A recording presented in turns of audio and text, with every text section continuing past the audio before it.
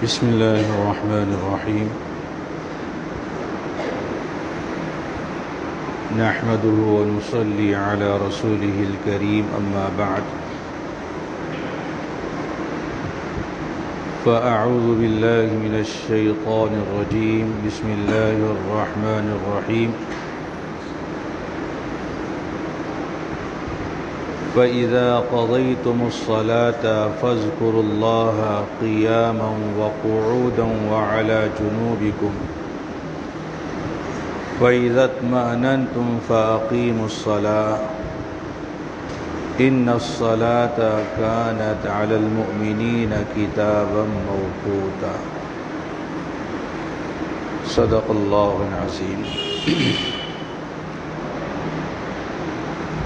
بزرگان محترم اور برادران عزیز، نماز سے متعلق مسائل کے بیان کا سلسلہ الحمدللہ جاری ہے. نماز میں کچھ فرائض ہیں، کچھ واجبات ہیں اور کچھ سنن و مستحبات ہیں. مصلی کو، نمازی کو، نماز پڑھنے والے کو ان تمام باتوں کا علم حاصل کرنا ضروری ہے. نماز کے فرائض میں سے اگر کوئی فرض چھوٹ جائے تو نماز نہیں ہوتی. واجبات میں سے کوئی واجب چھوٹ جائے تو سجدہ سہو کرنے کی ضرورت پڑتی ہے. سجدہ سہو کر لینے سے اس نقصان کی تلافی ہو جاتی ہے. نماز کا مکمل اجر و ثواب حاصل کرنے کے لیے اور اس کی پوری خیر و برکت حاصل کرنے کے لیے ہر رکن کو سنت کے مطابق ادا کرنا ضروری ہے. نماز شروع کرنے سے پہلے کچھ چیزیں فرض ہیں، ان کو کہا جاتا ہے شرائط نماز. اور نماز کے اندر کچھ چیزیں فرض ہیں، ان کو کہا جاتا ہے ارکان نماز. شرائط نماز اور ارکان نماز، ان دونوں کو ملا کر فرائض نماز کہا جاتا ہے. نماز سے پہلے جو شرطیں ہیں، نماز سے پہلے کے جو فرائض ہیں، ان میں یہ چیزیں ہیں: بدن کا پاک ہونا، کپڑے کا پاک ہونا، نماز پڑھنے کی جگہ کا پاک ہونا، نماز کا وقت ہونا، ستر چھپانا، قبلے کی طرف منہ کرنا اور نیت کرنا. پاکی ناپاکی کے سلسلے کا تفصیلی بیان پہلے ہو چکا. شرائط نماز میں سے ایک ہے ستر چھپانا. مرد کے لیے ناف سے لے کر گھٹنے کے نیچے تک ستر ہے. عورت کے لیے چہرہ، دونوں ہتھیلی اور دونوں قدم چھوڑ کر پورا بدن ستر ہے.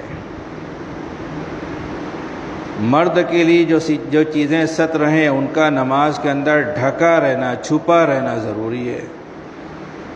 اور عورتوں کے لیے جو چیزیں ستر میں داخل ہیں، ان کا پوری نماز میں ڈھکا رہنا، چھپا رہنا ضروری ہے. اگر عورت ایسا باریک اور پتلا لباس پہنتی ہے جس میں سے جسم جھلکتا ہے تو اس کی نماز نہیں ہوگی. ایسا باریک دوپٹہ اس نے اوڑھا ہے جس سے بال دکھائی دیتے ہیں تو اس کی نماز نہیں ہوگی.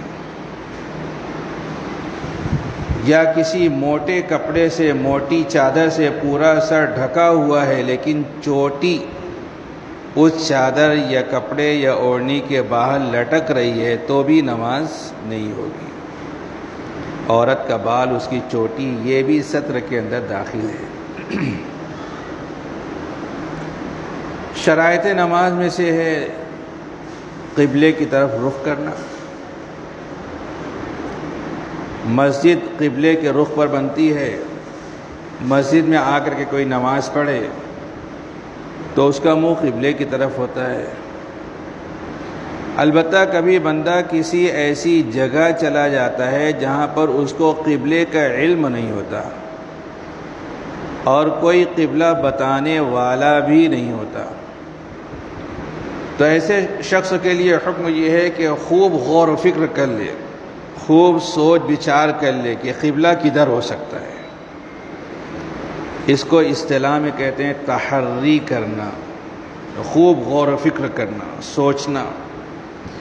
تحری کر لینے کے بعد اس کے دماغ میں یہ خیال آیا کہ ادھر قبلہ ہو سکتا ہے، اس نے ادھر رک کر کے نماز پڑھ لیا۔ نماز مکمل ہونے کے بعد کسی جانکار نے یہ بات بتائی کہ قبلہ ادھر نہیں ادھر تھا، تو بھی اس کی نماز ہو جائے گی، نماز کا اعادہ کرنے کی ضرورت نہیں ہے۔ لیکن کب؟ اس وقت جب کہ نماز شروع کرنے سے پہلے اس نے تحری کر لی تھی، خوب غور و فکر کر لیا تھا، اور پھر ایک خیال دماغ میں آیا تو اس طرف رک کر کے نماز پڑھی، تو اعادے کی ضرورت نہیں ہے۔ ویسے ہی نماز شروع کر دی تھی، بعد میں کسی نے بتلایا تو پھر اس طرف رک کر کے نماز پڑھنا اس کے لیے ضروری رہے گا، نماز کا اعادہ کرنا ضروری رہے گا۔ نیت کرنا بھی شرائط نماز میں سے ہے۔ نیت ارادہ قلب کو کہتے ہیں، دل کے ارادے کا نام نیت ہے، زبان سے الفاظ کہنا ضروری نہیں ہے۔ اگر کسی کو زبان سے الفاظ کہے بغیر استحضار ہوتا ہی نہیں ہے تو زبان سے کہہ لے بھی تو کوئی حرج نہیں ہے۔ فرض نماز کے لیے اتنی نیت کر لینا کافی ہے کہ میں فلاں وقت کی نماز ادا کر رہا ہوں، مثلا عشاء کی نماز ہے تو اتنی نیت کافی ہے کہ میں عشاء کی نماز ادا کر رہا ہوں۔ جو رٹے رٹائے الفاظ ہیں وہ بولنا ضروری نہیں ہے۔ بعض لوگ نماز کی صف میں آ کر کے کھڑے ہوتے ہیں تو امام صاحب رکوع سے اٹھ بھی جاتے ہیں تو ان کی نیت ہی پوری نہیں ہوتی، ان الفاظ کو ہی ادا کرنے کے وہ چکر میں رہتے ہیں۔ امام کے پیچھے اگر نماز پڑھ رہا ہے تو اتنی نیت کافی ہے کہ اس امام کی اقتداء میں یا اس امام کے پیچھے عشاء کی نماز ادا کر رہا ہوں۔ اپنے گھر سے نکلا ظہر کی نماز پڑھنے کے ارادے سے، اذان بھی ظہر کی، وقت بھی ہے ظہر کی نماز کا، امام صاحب بھی نماز پڑھا رہے ہیں ظہر کی، لیکن اس نے عجلت میں جلدی میں عصر بول دیا، عصر کی نماز پڑھنے کی نیت کرتا ہوں، تو بھی اس کی نماز ہو جائے گی، اس کی ظہر کی ہی نماز ادا ہوگی، عصر کی نماز ادا نہیں ہوگی۔ جو سنتیں ہیں ان سنتوں کے اندر رکعت کی تعیین کر لینا کافی ہے کہ میں اتنی رکعت نماز ادا کر رہا ہوں، 4 رکعت نماز ادا کر رہا ہوں، 2 رکعت نماز ادا کر رہا ہوں۔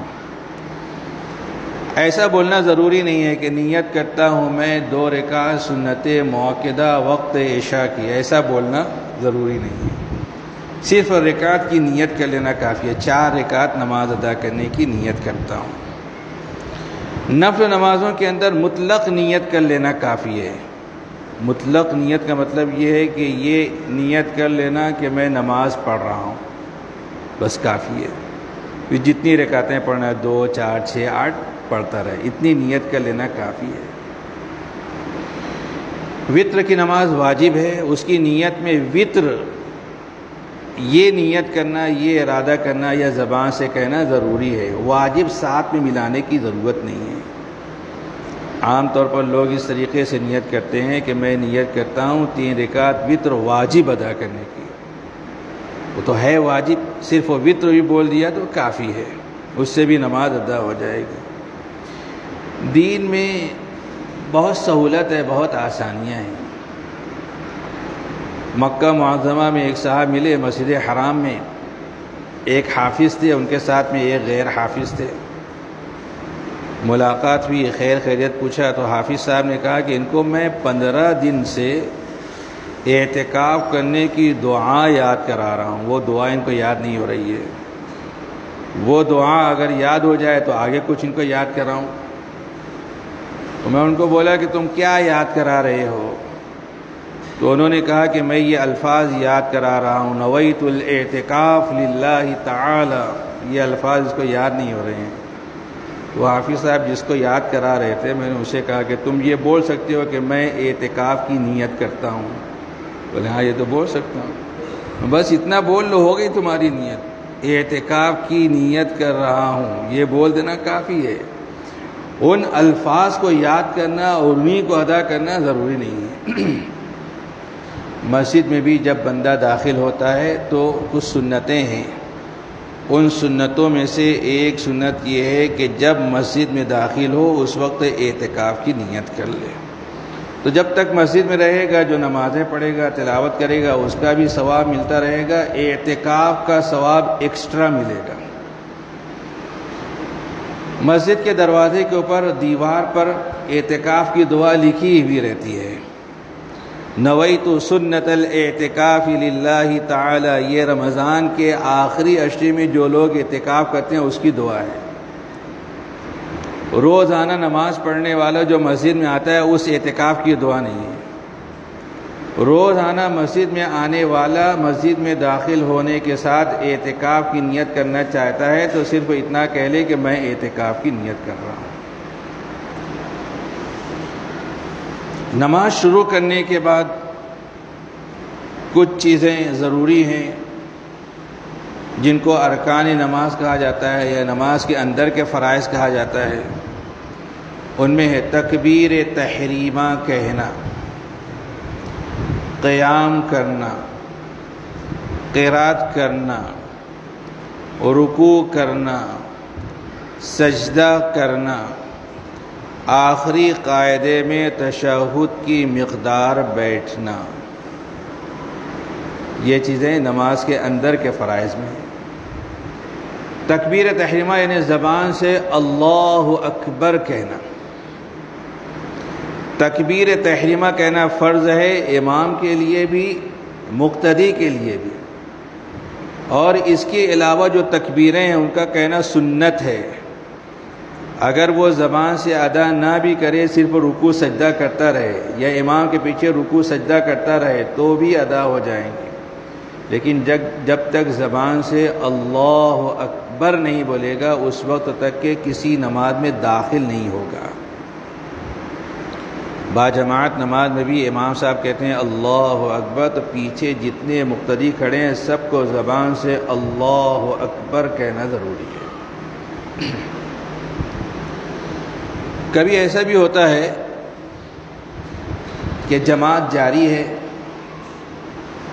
کوئی مصلی آتا ہے جماعت میں شامل ہونا چاہتا ہے تو وہ دیکھتا ہے کہ امام صاحب رکوع میں چلے گئے، وہ دوڑتے بھاگتے آتا ہے، نماز کی صف میں کھڑا ہوتا ہے، اللہ قیام کی حالت میں کہتا ہے، اکبر رکوع میں جانے کے بعد کہتا ہے۔ اس شخص نے اللہ اکبر کہہ دیا لیکن پھر بھی یہ نماز میں داخل نہیں ہوا۔ پورا اللہ اکبر قیام کی حالت میں کہنا ضروری ہے، کھڑے رہ کر اللہ اکبر کہے پھر اس کے بعد رکوع میں جائے۔ اتنا اگر نہیں کرے گا تو اس کی نماز شروع نہیں ہوگی، وہ نماز میں داخل نہیں ہوگا۔ جماعت پکڑنے کے لیے دوڑنا بھاگنا، جلدی کرنا نماز کی روح کے منافی ہے۔ حکم یہ ہے کہ مسجد میں آئے تو سکون و وقار کے ساتھ چلتے ہوئے صف میں آ کر کے کھڑے ہوں اور پھر سکون و وقار کے ساتھ اللہ تبارک و تعالیٰ کی عظمتوں کی بجائے کے استحضار کے ساتھ اللہ اکبر کہیں، پھر رکوع میں جائیں۔ اگر رکوع امام کے ساتھ میں ہو گیا تو یہ رکعت مل گئی، رکوع امام کے ساتھ نہیں ہوا تو یہ رکعت چھوٹ جائے گی، بس اتنا ہی نقصان ہوگا، باقی اور کوئی نقصان نہیں ہوگا۔ حضور پاک صلی اللہ علیہ وسلم نماز پڑھا رہے تھے، رکوع میں چلے گئے۔ ایک صحابی مسجد میں داخل ہوئے اور مسجد کے دروازے ہی پر نیت باندھ کر رکوع میں چلے گئے، اور پھر رکوع کی حالت میں چلتے چلتے صف میں آ کر کے کھڑے ہوئے۔ سلام پھیرنے کے بعد حضور پاک صلی اللہ علیہ وسلم نے پوچھا کہ تم میں سے کس نے یہ عمل کیا کہ دروازے پر ہی رکوع میں چلا گیا اور پھر چلتے چلتے صف میں آ کر کے کھڑا ہوا؟ تو ان صحابی نے کہا کہ میں نے ایسا کیا۔ آپ صلی اللہ علیہ وسلم نے ارشاد فرمایا کہ زادک اللہ حرصا ولا تعد، یعنی جماعت کی نماز میں شامل ہونے کی تمہاری جو حرص ہے اللہ تبارک و تعالیٰ اس میں برکت دے، لیکن آئندہ ایسا مت کرنا۔ سکون اطمینان کے ساتھ میں چلنا، نماز کی صف میں آ کر کے کھڑے ہونا، اور سکون و اطمینان کے ساتھ میں اللہ اکبر کہہ کے نماز شروع کرنا۔ قرات کرنا نماز میں فرض ہے۔ قرآن کی چھوٹی سے چھوٹی 3 آیت کے بقدر، 3 آیت یا اس کے بقدر پورے قرآن میں سے پڑھنا ضروری ہے۔ قرآن کی سب سے چھوٹی آیت ہے ثم نظر، ثم نظر ایک پوری آیت ہے۔ کسی کو قرآن میں کچھ نہیں یاد ہے، وہ صرف وہ ثم نظر یاد کر لے اور سورہ فاتحہ کے بعد 3 مرتبہ پڑھ لے، ثم نظر ثم نظر ثم نظر، جو قرات کی ضروری مقدار ہے وہ پوری ہو جائے گی۔ ویسے سورہ رحمان میں ایک چھوٹی آیت ہے مدہامتان، یہ ایک پوری آیت ہے۔ 3 مرتبہ مدہامتان پڑھ لے گا تو وہ قرات کی جو مقدار ضروری ہے وہ پوری ہو جائے گی۔ کچھ لوگ ایسے ہوتے ہیں جن کو صورتیں یاد ہوتی ہیں، کچھ لوگ ایسے ہوتے ہیں جو صورتوں کی یاد کرنے کی فکر کرتے ہیں، کچھ لوگ ایسے ہوتے ہیں کہ وہ یاد کرنا چاہتے ہیں پھر بھی کچھ یاد نہیں ہوتا۔ ایسے لوگوں پر نماز معاف نہیں ہے۔ آسان دین کے اندر اس کا بھی طریقہ بتلایا گیا ہے کہ جس کو کچھ پڑھنا نہیں آتا وہ کیسے نماز پڑھے گا۔ جس کو سورہ فاتحہ بھی نہیں یاد ہے، قرآن کریم کی کوئی سورت بھی نہیں یاد ہے، قرآن کی کوئی آیت بھی نہیں یاد ہے، تو اس کے لیے بھی نماز پڑھنا ضروری ہے۔